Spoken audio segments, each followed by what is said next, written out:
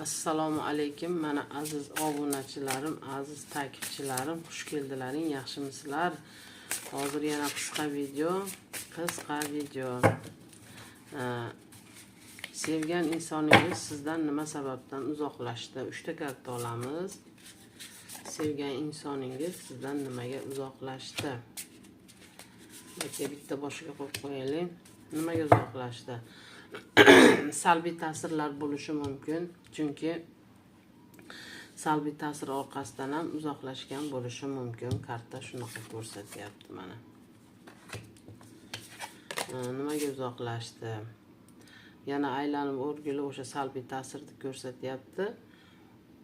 O'shaning uchun siz sevgan insoningizdan xafa bo'lmang, chunki o'zi bilgan holda qilmayapti o'sha narsani.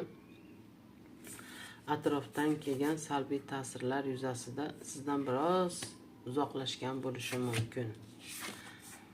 Mana 3-chi insonni ko'rmayapman, lekin o'ziga yarasha o'zini tarafidan qanaqadir salbiy ta'sir bo'lishi mumkin. O'shaning uchun hayollaringga har xil narsa kelib, yana 3-chi odam kelib qoldimikan, o'shaning uchun mendan sovuq menga muomala qilyapti, o'shaning uchun mendan uzoqlashyapti degan ma'noga bormanglar. Avvalambor rahmat, xush keldilaring. Endi bu kartam kimga to'g'ri kelgan bo'lsa, albatta izohda yozib qoldiringlar. Javoblaringni kutaman. Albatta javob berishga harakat qilaman. Sizlardan like iltimos.